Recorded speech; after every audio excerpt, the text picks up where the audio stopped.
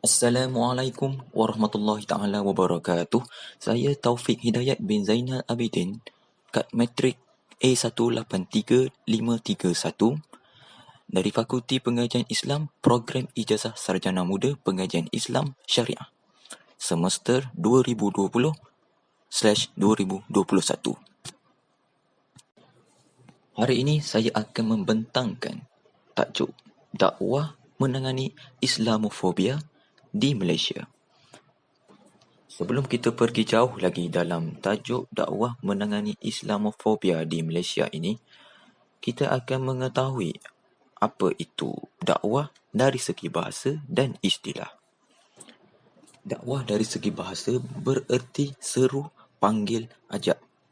Dan dari segi istilah pula, dakwah bererti ajakan yang ditujukan kepada manusia oleh Allah melalui para rasulnya supaya percaya dan yakin kepada agama yang sebenarnya, iaitu agama Islam. Firman Allah Subhanahu wa taala yang bermaksud, katakanlah, inilah jalanku, aku serta pengikutku menyeru kepada agama Allah dengan keterangan yang jelas. Maha suci Allah, bukan aku masuk golongan orang-orang yang mempersekutukannya. Surah Yusuf ayat 108.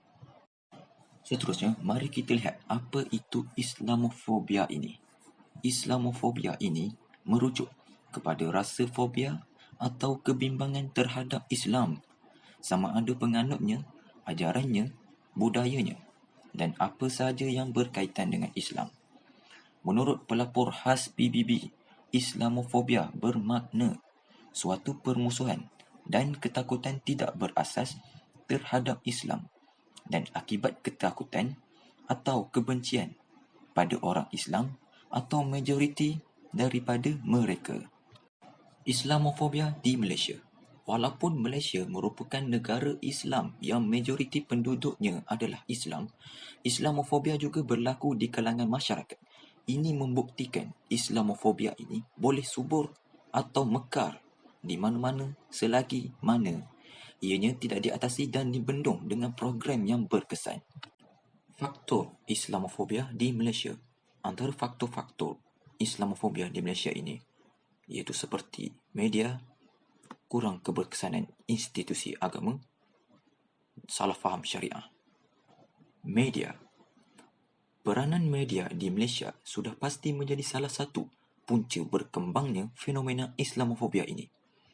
Gambaran negatif dan salah terhadap Islam seperti liputan larangan memasuki masjid oleh orang bukan Islam, bantahan bukan Islam membaca ayat Al-Quran di dalam perucapan umum, kes memijak kepala lembu dan lain-lain telah menyuburkan lagi Islamofobia di Malaysia.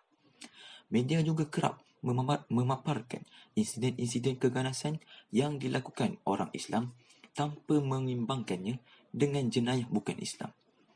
Media secara umumnya masih tidak dapat memainkan peranannya untuk membetulkan persepsi Islamofobia ini. Bahkan, kerap kali media ini menayangkan program-program termasuk filem dan drama yang menimbulkan kekeliruan terhadap Islam. Yang kedua, kurang keberkesanan institusi agama. Umum sudah sedia maklum bahawa Malaysia menikmati kelebihan untuk menegakkan syiar Islam, memandangkan banyaknya institusi agama yang ada untuk menjalankan dakwah ini.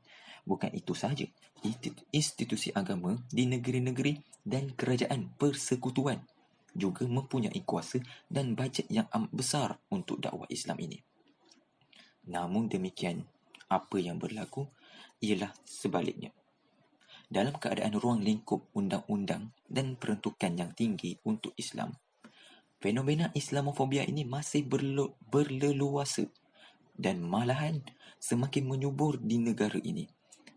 Kenyataan menghina undang-undang Islam, mempersoalkan institusi fatwa, memperleceh amalan ibadah umat Islam dan sebagainya membuktikan bahawa terdapat kelemahan yang amat ketara pada institusi Islam ini.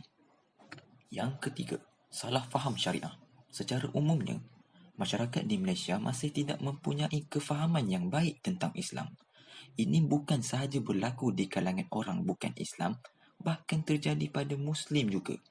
Aspek yang sering disalahfaham tentang Islam ialah berkenaan dengan undang-undang hudud, pewarisan dan hak-hak wanita.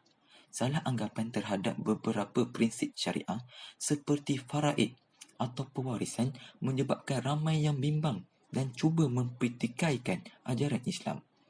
Perkara ini juga boleh membina persepsi negatif orang bukan Islam terhadap kepercayaan dan amalan fiqh yang terima dan diamalkan oleh umat Islam. Di samping itu, isu kedudukan wanita dalam Islam yang dilihat oleh orang bukan Islam sebagai menindas juga menjadi faktor Islamofobia di Malaysia ini. Usaha atau dakwah untuk menangani masalah Islamofobia ini di Malaysia. Yang pertama, dari segi media. Antara perkara utama yang perlu diberikan perhatian ialah fungsi media dalam membentuk persepsi dan pemikiran masyarakat. Media harus lebih bertanggungjawab dalam memastikan program yang disiarkan termasuk berita yang dipaparkan tidak menggambarkan perkara yang salah tentang Islam. Media sepatutnya menerbitkan program dan rancangan termasuk dokumentari mengenai realiti Islamofobia berdasarkan fakta yang sahih dan tepat. Seterusnya, latihan, forum dan dialog. Latihan perlu diberikan kepada mereka yang terlibat dalam menangani isu Islamofobia ini. Melalui latihan yang sesuai, mereka ini mampu berperanan sebagai ejen untuk menyebarkan risalah Islam. Di samping itu, penganjuran forum, dialog, bengkel toleransi agama dan hubungan antara agama juga perlu dipergiatkan. Kempen kesedaran dan program kepada kaki tangan kerajaan mahupun swasta serta masyarakat juga perlu dilaksanakan secara berterusan. Kesimpulan, Islamofobia bukanlah fenomena baru di alaf ini. Berdasarkan kepada manifestasi dan implikasi Islamofobia kepada kehidupan, mental, fizikal dan sosioekonomi umat Islam, usaha-usaha ke arah menangani isu ini perlu digembleng secara berhikmah dan berterusan. Inisiatif bersepadu melalui kerjasama di setiap peringkat menerusi jaringan kerja yang mantap akan dapat memastikan usaha mengatasi Islamofobia dapat dicapai. Segala gerakan, usaha, inisiatif dan program ini merupakan salah satu cabang jihad demi menegakkan Islam di muka bumi ini. Bagi memastikan setiap usaha dakwah ini mencapai matlamatnya, istiqomah, iltizam dan itqan perlu dijadikan teras utama. Sudah sampai masanya semua umat Islam menzahirkan dan mempertontonkan keindahan Islam yang bersifat rahmatan lil alamin itu dalam kehidupan. Sekian dari saya. Wassalamualaikum warahmatullahi taala wabarakatuh.